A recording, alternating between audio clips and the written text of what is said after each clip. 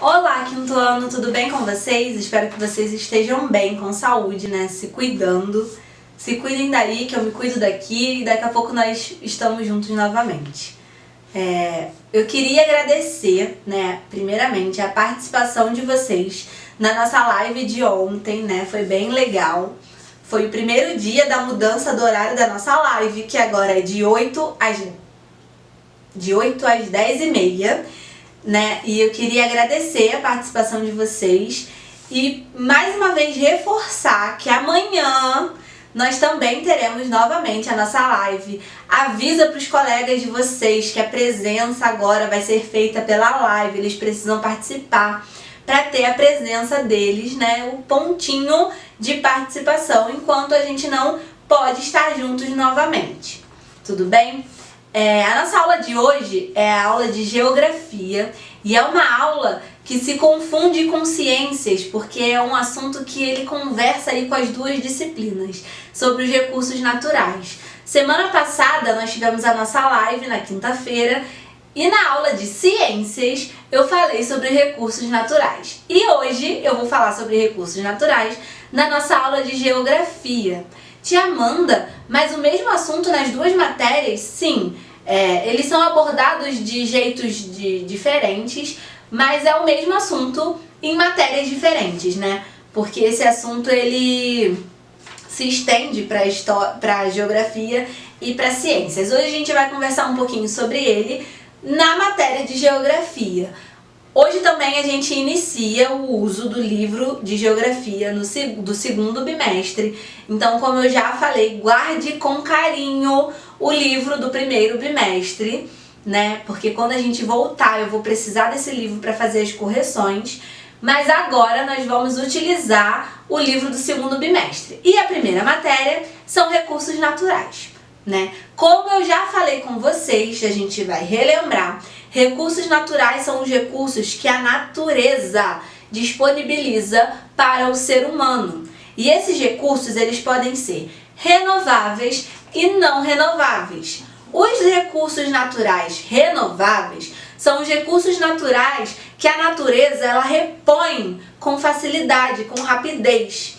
E os recursos não renováveis são os recursos que a natureza não repõe novamente ou demora mais tempo para repor esses recursos, tá? Como exemplo de recurso natural renovável, nós temos a água, né? Um exemplo que eu sempre uso. É um recurso natural renovável, mas que nós temos que utilizar com consciência, porque a gente pode acabar fazendo esse recurso se esgotar. A madeira também é um exemplo de recurso natural renovável, porque a gente pode, né, tirar a madeira, extrair a madeira para fazer casas e prédios e sei lá, alguma coisa, mas a gente pode plantar a madeira também. Mas, como eu falei, a gente tem que ter um consumo consciente, né? Utilizar de uma forma consciente. Por quê? Se eu utilizo 10 madeiras para fazer um prédio, uma casa, e eu só planto 2, vai ter uma hora que vai faltar, né? Porque demora a crescer e tudo mais. Então a gente tem que ter sempre esse equilíbrio para a natureza ficar em equilíbrio, né? E aí tem também como exemplo de não renovável os minérios, né, que a gente extrai da terra, como o ouro, né? A gente não planta o ouro, infelizmente. A gente extrai o ouro e ele não vai voltar a aparecer naquele lugar. Você extrai ele e acabou. Acabou, você pega e ele não nasce ali de novo, ele não vai brotar ali de novo, né? Então ele também é um exemplo, o diamante também acontece a mesma coisa, é um exemplo de recurso natural não renovável. E falando sobre extração, o nosso livro ele vai falar que tem 3 tipos de extração que o homem ele usa desde o começo da história, né? Desde o começo da vida humana na Terra, que ele se utiliza desses 3 tipos de extração, que é a extração animal, né, que é a caça, ele extrai o animal da natureza ao caçar. Ele também tem a extração mineral, que é a extração de minérios, como eu dei o exemplo do ouro para vocês, e tem a extração vegetal, né? Que é a questão do plantio. Você planta, você colhe, você também extrai o que você plantou da natureza. Tia Amanda, esses tipos de extração, eles fazem mal à natureza? Como eu falei, a gente tem sempre que ter um consumo consciente, né? E o livro ele vai falar muito sobre consumo consciente. Leiam essa parte do consumo consciente com atenção. Por quê? Porque se você caça os animais em grande quantidade eles não se reproduzem na mesma rapidez, uma hora esses animais vão ser o quê? Ameaçados de extinção, como nós vemos vários, né, hoje em dia. E aí quando esse animal ele é ameaçado de extinção, ele realmente pode ficar extinto, né? Ele pode acabar de tanto que a gente caça para ter aquele animal. Então a gente tem que sempre ter essa consciência de o quanto eu posso pegar da natureza sem que faça falta para ela, né? Porque se ela tá me dando, eu tenho que ser educada, né? Educado de não deixar ela sem nada também, não é verdade? E aí, esse exemplo do animal, da caça, ele serve também para o minério e também para colheita de frutos, né? De colheita e plantio. E além disso, a gente entra também no assunto que nós vamos ver em ciências sobre querer aumentar a produção e acabar contaminando o solo, contaminando o ar. Então a gente tem sempre que ter essa ideia de consumo consciente, né? De como a gente pode extrair esse recurso natural da natureza sem que esse recurso faça falta à natureza. Essa é sempre a pergunta que a gente tem que ter na nossa cabeça para não deixar os recursos naturais se esgotarem, né? Porque se eles se esgotam, o mais prejudicado vai ser o ser humano, né? Vamos ser nós. Nós seremos os mais prejudicados. Então a gente precisa ter essa consciência, esse feeling na hora de usar os recursos naturais que a natureza está nos dando de presente, né, gente? É de graça.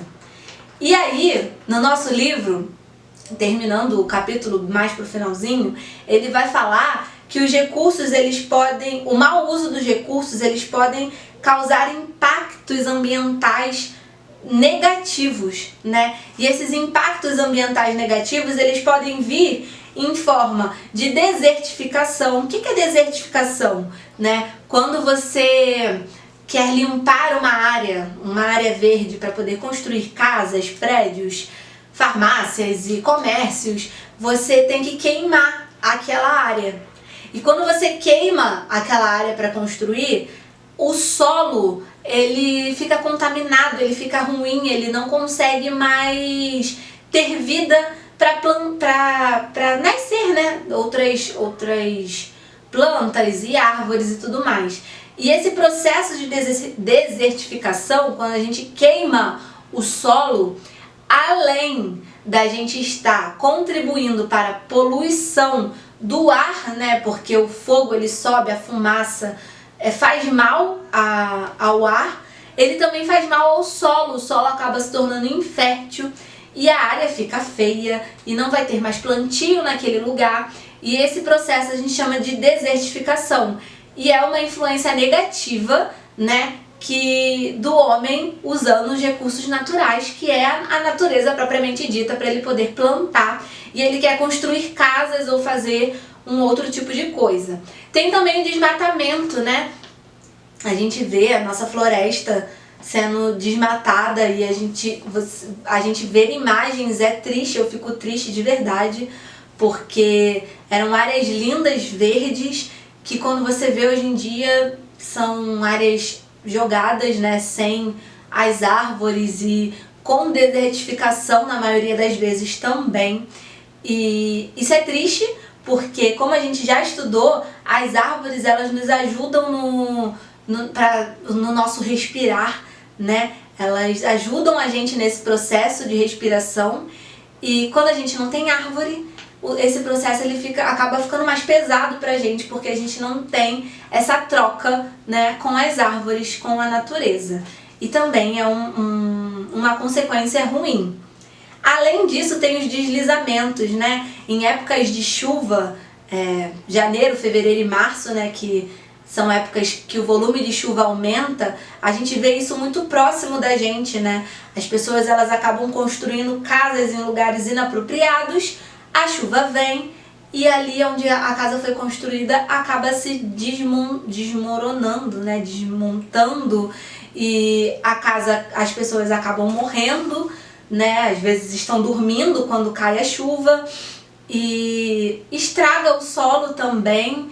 É muito perigoso para as famílias que constroem as casas nesses lugares, e também é uma forma, né, do mau uso dos recursos naturais, porque se a gente tem um campo lindo, uma montanha, né, a gente não é para construir casas ali.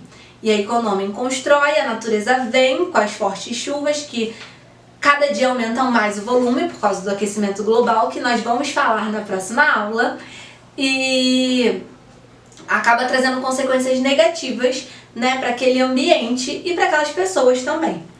E a poluição do ar, que eu já falei com vocês, né, que quando a gente queima os combustíveis fósseis, a fumaça, ela faz mal, e a poluição do ar, ela prejudica a nós mesmos. Nós somos os grandes prejudicados com a poluição do ar. Por quê, tia Amanda? Porque quando o ar ele fica poluído, a nossa respiração ela fica mais difícil de acontecer, né? A gente fica com uma sensação de tosse seca, a gente não consegue respirar direito, é bem ruim, né? Quem nunca passou pela experiência de você estar em casa e queimarem alguma coisa perto da casa onde você mora e você fica, ai meu Deus, esse cheiro de fumaça, eu não consigo respirar direito. Imagina como não fica a natureza com vários cheiros de fumaça pelo mundo, né, em si, e como é que não fica, né, essa questão de troca que eu falei, a gente precisa pensar também na natureza, né? Então, a diminuição da poluição do ar, ela seria ideal para os homens e para a natureza, né? E aí, como eu falei com vocês sobre o consumo consciente, o nosso livro ele vai falar sobre os 3 R's, né? E ele é muito legal porque ele nos ensina a usar os recursos naturais de uma forma consciente, tendo em mente sempre os 3 R's. Quais são eles, né? Reciclar, reutilizar e reduzir. Se todos nós conseguíssemos botar em prática os 3 R's, eu tenho certeza que a nossa natureza e os recursos naturais que estão disponíveis pra gente nos agradeceriam, né? Então, fique com isso na cabeça, estude um pouco mais sobre os 3 R's, do reduzir, reciclar e reutilizar, que vocês vão fazer, vocês e eu também, nós vamos fazer uma grande diferença na natureza, né? E se a natureza começar aonde a gente mora, aonde a gente vive, na nossa casa, melhor ainda, né? Essa é a nossa aula de hoje, é uma aula muito boa, eu adoro aulas sobre isso. E as nossas atividades vão estar lá no portal, as páginas que a gente vai ter que fazer. São poucas, essa matéria é uma matéria bem gostosa de se trabalhar. Então vocês não vão ter grandes problemas com isso. E eu espero vocês na nossa live de amanhã, quarta-feira, às 8 horas da manhã, em 5º ano. Não se esqueça que vocês têm um compromisso comigo. Um beijo pra vocês e até a próxima aula.